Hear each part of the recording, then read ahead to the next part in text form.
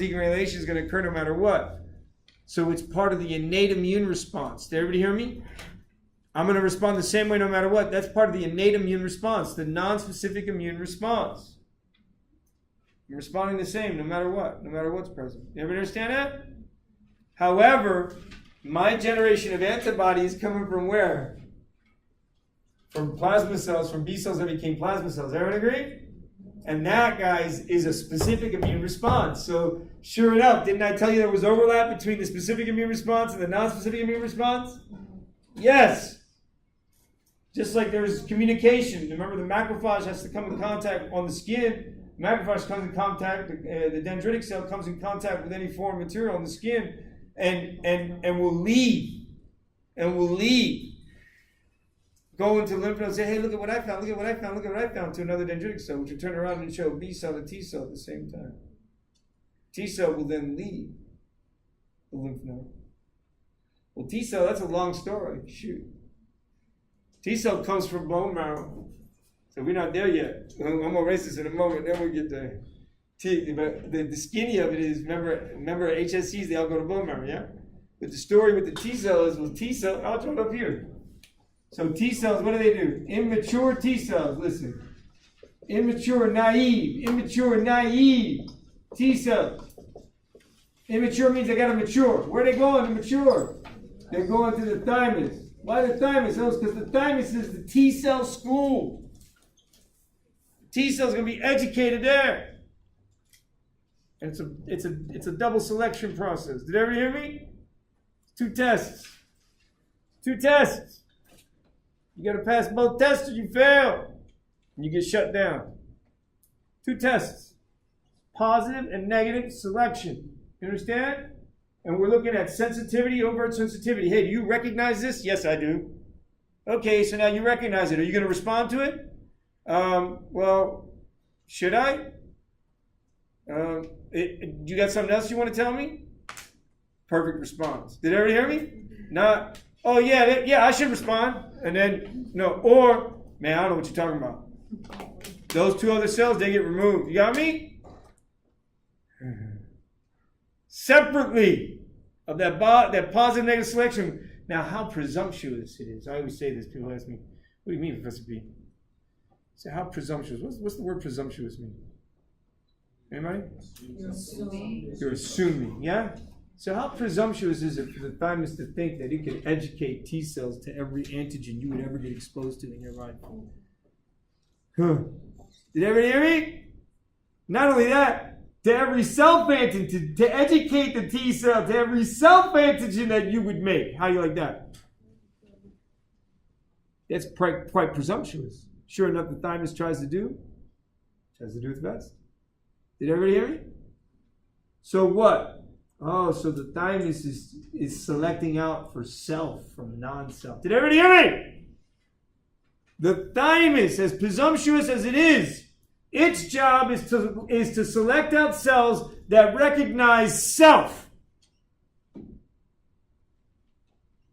Because if they recognize self and self-antigens that we're producing, we'll talk about this in a moment, then that means if we release the T cells have the ability to go and then recognize your self cells and then destroy those self cells, which is not what we want. Did everybody hear me? That's called autoimmunity. Did everybody hear me? Vitiligo, autoimmunity. Yeah? Type 1 diabetes, autoimmunity. Hashimoto's thyroiditis, autoimmunity. Graves' disease, autoimmunity. Oh. Guys, you see the method to my madness? See the method to my madness? Vitiligo. And destruction. Yes, it's autoimmune. Antibodies start to signal the melanocytes as not being your own. And then the cells get destroyed. Programmed cell death. Now you start getting splotches of cow patching of the skin. It's cow patching of the skin is what it is. Right? Changes the discoloration of the skin. My aunt has this. She's got multiple, listen to the word, multiple, right? Endocrine disorder. Look it up. Multiple endocrine disorder. Look it up. More than one disease. And she had one of them when she had the thyroid problem first, then the pancreas, and then the vitiligo.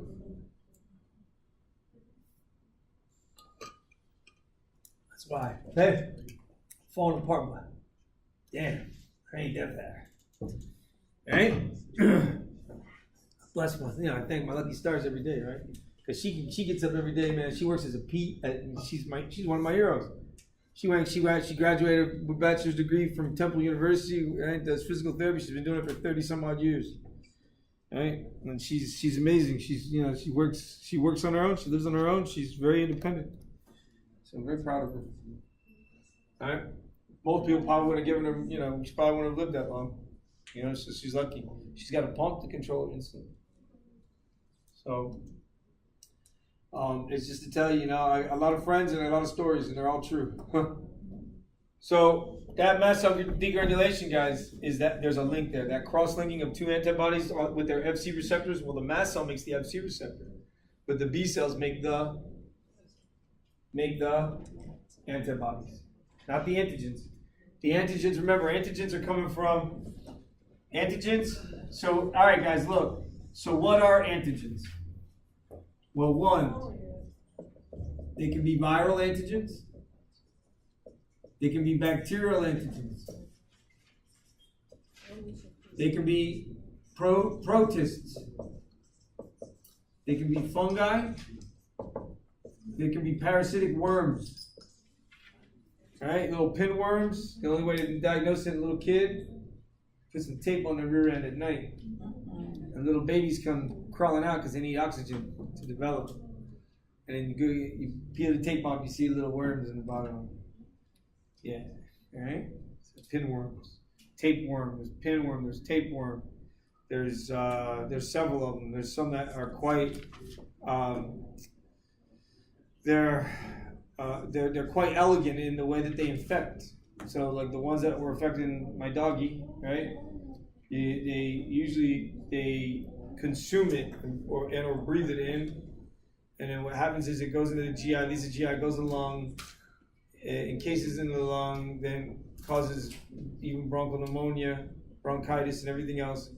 Then those eggs hatch in the lung. They get coughed up, then that's spread that way, and then not only that, then they swallow it again, goes into the GI. Because they cough and they swallow, it goes into the GI, and then it precedes the GI again, comes out the fecal material, and then when they poop, other dogs eat the poop, smell the poop, they get the same thing. Yeah. Quite elegant.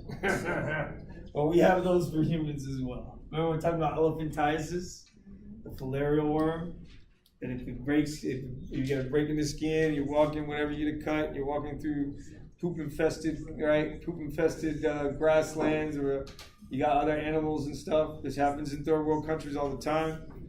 And then the worm migrates in, finds the first lymph node it can, and then boom, it locks down that lymph node and kind of takes over.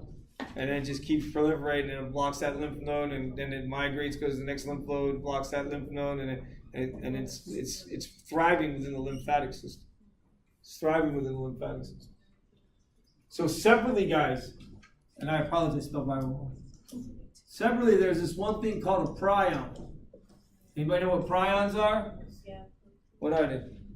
They act like virus. They shape when they get infected. When they shape their shape causes them to start changing. Correct. It's a chaperone protein is what we call them. So we have, if you guys remember in cell, anytime you make a protein, the protein has to be chaperoned into proper shape for its proper function. That chaperone protein changes the function of that protein. Well, these prions are the only infectious protein known to man. Now, you get this from contaminated surgical equipment from someone who's been exposed to this protein. And you have to throw all the instruments out if you get brain surgery, because then you'll get it too. So every instrument that's used on a person that has this, it focuses specifically in brain tissue. So this prion, it causes what they call Creutzfeldt-Jakob disease, similar to mad cow disease. And what it does is it causes pathology. So the brain, it's fatty, right? And it's jello. It's like jello. Well, what happens is this stuff winds up changing and the protein, and it creates this spongy-like process to occur in the mass of the brain. So what do they call that? A spongy form. And because it's changing the texture of the brain itself, making it porous-like, then you're going to get cognitive loss. So the people are going to be like roaming around like zombies, running around biting people. They're not looking to taste blood. They're not dead, but their upper brain cortex is affected, and it gets spongy, and this brain swells. So they call that spongiform encephalopathy. Did everybody hear me? Spongiform encephalopathy. So those prions are the only thing known to man. Now, where did they first find this? Well, Creutzfeldt and Jacob were two physicians that went, I don't know, Papua New Guinea, some distant off land in the middle of the Pacific, found these tribes that were eating each other's brains regularly, and they were wondering why people were walking around like this. Yeah, because the soldiers, what happened is that the tribesmen would, traditionally the tribesmen would fight against each other. And it was a form of, to eat the brain of the warrior that you have befallen, was a form of giving testament to his strength, but that you were taking on like his strength and his ability, his mind into yours, and this is what causes this disease.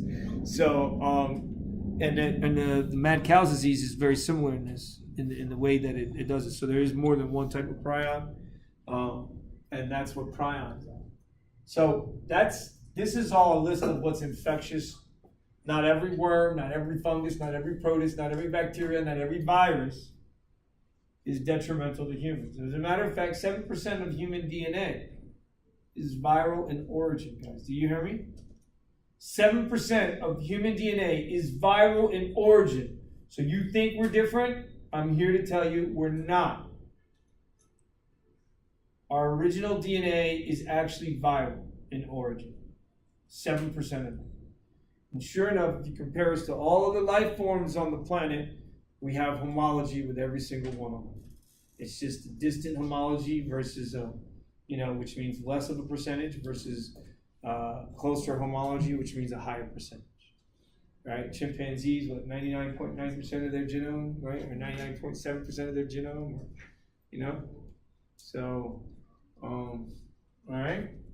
So now separately now. So this is what all the cells have to contend with, all the cells that we've been talking about up till now. And they're going to respond the same way no matter what, but that's not good enough. You understand? We need the T cells. So your immature T cells are going to go to thymus. Thymus is going to educate. So thymic education, baby. And we're going to get positive and negative selection. And then what's going to happen? Well, when they leave the thymus, when they become mature, but they're still naive T cells. And separately, there's two subpopulations, CD4 positive and CD8 positive. Did everybody hear me? So separate of the B cell, it stays in that B cell. Hey, the B cell, what's the B cell do? Well, the B cell leaves and goes into lymph node.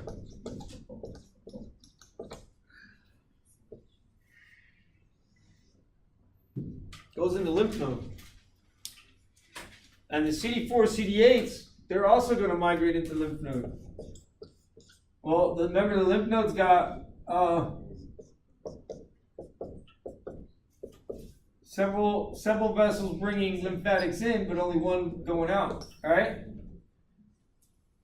And then you have what they call a cortical region, a paracortical region, and a medullary region of the lymph node. And the fluid that comes in from distances is going to not go into the cortical region, but go first into the medullary region where they'll find dendritic cells. Well, they're dendritic cells finding dendritic cells, or it's free antigen that's been sopped up from the 10% that was absorbed in interstitial fluid. Did everybody hear me? Because we're absorbing 10%. Separately, we're absorbing everything that's lipid-based from GI, which is perfect because what? Because we're all shit eaters. Yes? We're all shit eaters, you laugh. I told you now. My dog probably got a cleaner mouth than I do, right? And I don't even know where that mouth has been. Actually, for the past 2 weeks, I do that. All right? At least I know where his nose has been. All right? So, mast cell degranulation is one thing. T cell education is another thing. B cell migration to lymph nodes is another thing. To get the B cell to become the antibody producing cell that it needs to be, it's going to need the help of the CD4 cells, specifically the CD4s that are going to become type 2 T helpers. You guys remember I showed you. It's the CD4s, they separate into type 1 and type 2 T helpers. Type 1 helpers are going to go stimulate your CD8s to become cytotoxic T lymphocytes. So CD8s come in, and when a macrophage comes in, or dendritic cell comes in, shows it on the dendritic cell turns around and says, hey, B cell, T cell, check it out. Boom. And then they're communicating with each other. You're just like, yeah, I got this, man. All right, I got the antibody, yo, T cell. And they're communicating. All three of them are communicating, like physically communicating and chemically communicating. Did everybody hear me? And the B cell's engineering, it's upgrading itself to become that antibody producing cell. And the CD4 type 2 T helper cell is stimulating it. It's telling the plasma cell to continue doing what you're doing, please. This is what your job is to do. It's to become this plasma cell that's going to produce antibody. That antibody is going to be put solubly into the bloodstream. You hear me? So that upon second infection, you will clear this thing even quicker. So normal people say, they get caught in the rain that day, and then they feel ill at night. They're like, oh yeah, it was the rain that I'm sick. Nonsense! You were carrying that stuff for 7 to 10 days before you got sick, and your body was trying to fight it, and you lost. But don't worry. We're gonna up the ante a little. We're gonna up the feet. We're gonna bring the temperature up in your body. We're gonna make it a little rougher for these little guys to live. We're gonna start upgrading the cells. They're gonna start moving. You're gonna see this elevated response in cells to the areas. See? And then you'll feel better. But next time, 3 to 5 day response. And then the next time, you won't even know they're there. Did everybody hear me? You wouldn't even know they're there. Because why? Because the antibody became so specific. Because those variable regions and those hypervariable regions, right? Where the variable regions, obviously because of all the extra segments that we got from mom and dad, and in the hypervariable regions because all the communication from cell to cell is inducing an enzyme to mutate the DNA at certain junctions where it associates with the antigen for the purpose of binding. And that's what you want. You want antibody with antigen binding. You want the epitope of the antigen being recognized by the variable region of the antibody. Do you understand? That's what you want. Whether that antibody is engineered to the antigen that's sitting on the membrane of the cell, the bacteria cell, or the viral cell, or the protist cell, or the fungal cell, or the worm cell, that makes it that much easier for the macrophage to come in. And for complement, to punch a hole in the membrane. Did everybody hear me? The macrophage, man, the antibody doing a lot. Did everybody hear me? The antibodies involved with mast cell degranulation. Separately, the antibody, when B cells antibody, all right, so let's do variable region, we'll make it bigger.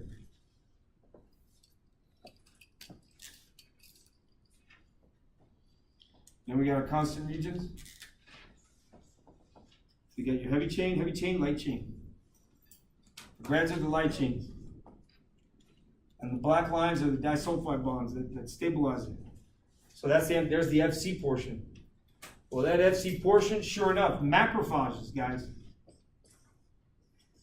Sorry. Draw a little lower.